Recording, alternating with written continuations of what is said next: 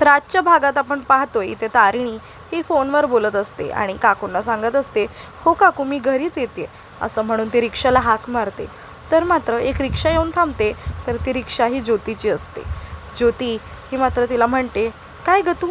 तर ती म्हणते की हो अगं मला घरीच पोचायचं आहे. तारिणी तर ती म्हणते की हो बस ना, मी सोडते तुला घरी असं म्हणून तिला सगळं ठीक आहे ना असं विचारते. तर तारिणीच्या तर डोक्यात मात्र केदारचा आणि तिचा तोवाला विषय झालेला, म्हणजेच केदारनी त्याच्या गर्लफ्रेंडबद्दल सांगितलेलं हेच तिच्या डोक्यात फिरत असतं. इथे एक रिक्षावाला एका म्हातारा माणसाशी भांडत असतो. तो म्हातारा माणूस त्याच्याशी इंग्लिशमध्ये बोलत असतो, म्हणून त्या ऑटोवाल्याला मात्र काही कळत नसतं. म्हणूनच तो त्याचा कॉलर वगैरे धरून त्याला धमकी वगैरे देत असतो. तिथे तो रिक्षावाला हा त्याच्या पब्लिक प्लेसवरती थुंकत असतो. म्हणूनच मात्र त्या म्हाताऱ्या माणसाने त्याच्यावरती आवाज उचललेला असतो. तारिणी ही मात्र आणि त्यासोबतच ज्योती हे दोघीही त्याला बघतात की त्यांनी त्याला धक्का मारलेला असतो. असं म्हणून ज्योती आणि तारिणी हे दोघेही तिकडे धावून जातात आणि त्याला वाचवायचा प्रयत्न करतात.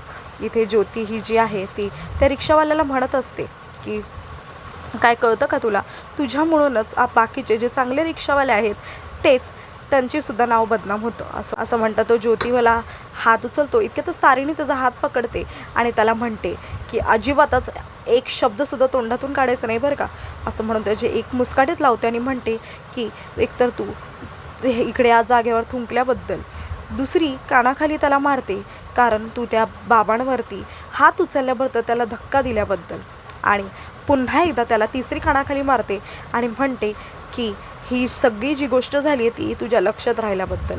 असं म्हणून ज्योती त्याला म्हणते की इथे तू कमवायला आला आहेस ना रिक्षा चालून, तुला असं वाटलं की 3-4 रिक्षावाले अजून येतील तुझ्या मदतीला, पण तसं अजिबातच होणार नाही कारण तू चुकीचा वागलास म्हणून तुझ्या मदतीला कोणच येणार नाही.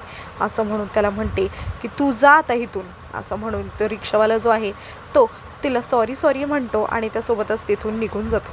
इथे आता ज्योती जी आहे ती आता त्या बाबांना विचारते की तुम्ही ठीक आहात ना, तुम्हाला बरं वाटतं आहे ना, त्याने तुम्हाला धक्का मारला तर तुम्हाला खूप जोरात लागले वगैरे का, असं म्हणून ती त्यांना विचारतच असते. इथे तारिणीला वाटतं की हो त्यांना लागलं आहे कारण की ते कळवळत आहेत. आणि इथे तारिणी ही जी आहे तिने एवढी छान गोष्ट केल्याबद्दल ज्योती ही तिचं कौतुक करते. तिला म्हणते की तुझ्या चेहऱ्यावरून वाटत नाही अगं की तू एवढी खंबीर आहेस म्हणून आणि एवढी खूप शार्प आहेस, मला तर असं वाटलं की तू पोलीसमध्येच आहेस की काय असं म्हणून मला संशय आला. असं म्हणून इथे तारिणी 1 मिनिटासाठी शॉक होते आणि तिला म्हणते की तू जा गं त्यांना घेऊन, मी दुसऱ्या रिक्षाने जाते. इथे सगळेजण हे मात्र जेवायला बसलेली असतात. काकूचं जेवण झालं असल्यामुळे काकू जात असते. कौशिकी ही काकूंना थांबवते. तिला म्हणते की 2 मिनटं थांबा काकू, मला काहीतरी सांगायचं आहे. असं म्हणून आता इथे लगेचच रेवती काकूंना खीर आणायला सांगते. खीर खरं तर ही स्पेशली युवराजसाठी बनवलेली असते. कौशिकी ती खीर घेते आणि युवराजचं कौतुक करते. त्यासोबतच त्याला म्हणते की तू आज खरंच खूप मोठी गोष्ट केली आहेस असं म्हणून त्याला ती खीर भरवते. आणि त्यासोबतच तारिणी आणि केदारला तर मात्र ही जी गोष्ट घडते ती अजिबातच आवडत नाही, कारण त्यांना माहिती आहे की युवराज हा किती नालायक माणूस आहे आणि किती वर पोचलेला माणूस आहे. केदारला तर त्याचा खूप राग येत असतो. इथे युवराज हा त्याच्या आईला सांगत असतो की अगं एक लीड माझ्यापर्यंत आली होती आणि तीच मी पोचवली. तर कौशिकी म्हणते की हो काकू, खरं म्हणतोय युवराज, कारण की आज त्यांनी खूपच छान काम केलं आहे. असं म्हणून त्याची बायकोसुद्धा खूप खुश होते आणि तीसुद्धा त्याचं कौतुक करायला जाते. इथे त्यासोबतच कौशिकी त्याला म्हणते की तू असंच काम करत राहा आणि त्यासोबतच असंच प्रगती करत राहा. त्यासोबतच इथे त्याची बायकोसुद्धा त्याला खीर भरवते आणि म्हणते की वाव, मला माहिती आहे असं अचिव्हमेंट तू करशीलच. इतका त्याच युवराज म्हणतो की ह्या अचिव्हमेंट मागे अजून कोणतरी आहे. तर तो ते सांगताच आता केदारकडे जातो. केदारला म्हणतो की खरंच अरे थँक्यू सो मच केदार, हे तुझ्याशिवाय खरं तर शक्यच झालं नसतं, कारण की तूच कौशिकीला सांगून ही लीड मला द्यायला सांगितलीस, न्यूज मला कव्हर करायला सांगितलीस, म्हणूनच मी ह्यासाठी तुला थँक्यू म्हणतो. आणि त्यासोबतच म्हणतो की वहिनी आता गोडाधोडाचं करायला घ्या, म्हणजे आता कसं आहे मी कामाला लागलो आहे आणि मी आता असे गोड न्यूज आता नेहमी आणतच राहणार आहे. असं म्हणून आता इथे कौशिकी जी आहे ती त्याचं पुन्हा एकदा कौतुक करते आणि म्हणते की एकदा ही जी न्यूज आहे ती व्हेरीफाय झाली की आपण लगेचच टेलिकास्ट करूया असं म्हणून त्याला सांगत असते.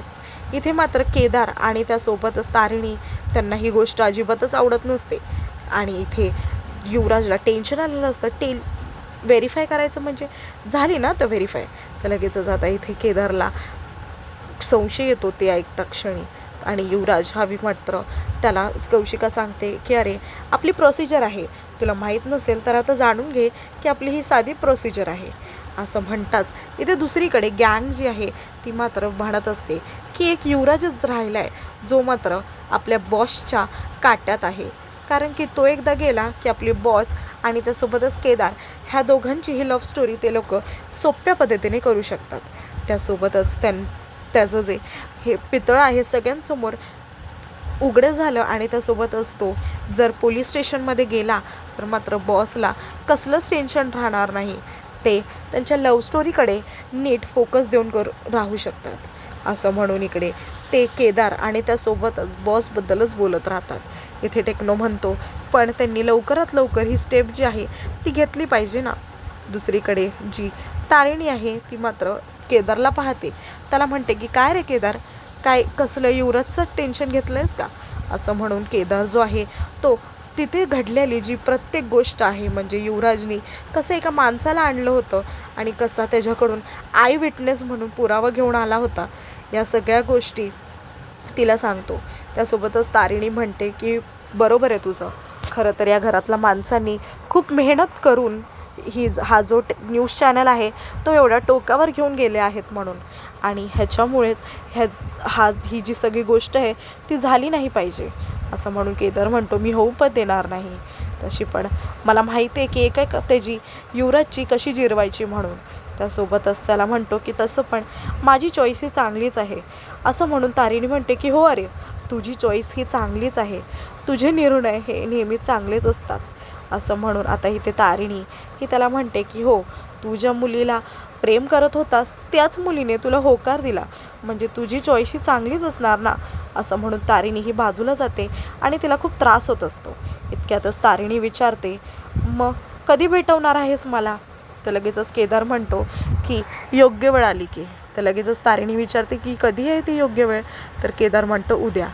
तर आता उद्या केदार आणि तारिणी हे दोघेही एकमेकांच्या मनातली गोष्ट सांगणार आहेत. इथे आता गँगमधले आहेत ते मात्र त्यांच्या आपापसाचमध्येच वेगवेगळ्या गोष्टी करत असतात. त्यांची थट्टा मस्करी ही सुरू असते.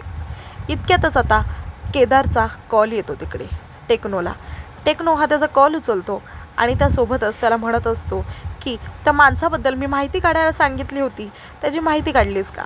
तर लगेचच तो म्हणतो की नाही मी त्याचाच फोटो जो आहे तो मॅचिंगसाठी टाकला आहे, आला की लगेच मी तुम्हाला कळवतो. असं म्हणून तो सांगत असतो. इथे लगेचच आता तारिणीबद्दल ते सांगत असतात. तारी मात्र आरशामात समोर उभी राहून त्याच्या गर्लफ्रेंडला कसं भेटायचं, तिला हाय हॅलो कसं करायचं याची आरशात बघून प्रॅक्टिस करत असते. तिचं नाव काय असेल आणि त्यासोबतच मी केदार हा खूप चांगला मुलगा आहे किंवा माझ्या मनामध्ये ज्या भावना आहेत तिला दिसल्या नाही पाहिजे, नाहीतर त्यांच्या दोघांमध्ये गैरसमज होऊन जाईल माझ्यामुळे आणि मला ते होऊन द्यायचं नाही आहे. माझं प्रेम आहे त्याच्यावरती, हे मी कसं नाकारू. असं म्हणून तारिणीला खूप त्रास होत असतो. मी त्या दोघांना एकत्र बघू शकेल का असं म्हणून तिला भीती वाटत असते. केदार हा तिला म्हणत असतो की खरं तर मी बॉसला सांगून टाकलं आहे की मी तिला कधी भेटवणार आहे आणि ती योग्य वेळ कधी आहे म्हणून. असं म्हणून त्यांचे जे गँगवाले आहेत ते मात्र त्याला विचारतात की कधी आहे ती योग्य वेळ आणि कधी भेटवणार आहात तुम्ही बॉसला आणि कधी सांगणार आहात तुम्ही त्यांच्या मनातलं. तर लगेचच केदार म्हणतो की मी उद्या सांगणार आहे. असं म्हणून इथे केदार मात्र त्यांच्यावरच चिडतो आणि म्हणतो की आधी तुम्हीच मला असे फालतू आयडिया देता की माझी गर्लफ्रेंड आहे वगैरे असं तिला सांगण्यात, आणि आता मी एवढी चांगली गोष्ट करतो आहे आणि ह्याच्यामध्ये पण तुम्ही जर फूट पाडणार असाल तर मला तुम्हाला काही सांगायचंच नाही आहे. असं म्हणून सगळी गँग म्हणते की नाही आम्ही काहीच नाही बोलणार, फक्त तिथे काय काय घडलं आणि काय नाही हे मात्र आम्हाला सांगा. असं म्हणून केदारला सांगतात.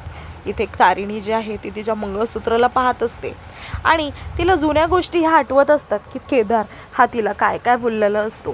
त्यांचं लग्न झालेलं असतं तेव्हा ते जे सुनेरी क्षण जे आहेत ते मात्र ती आठवत असते.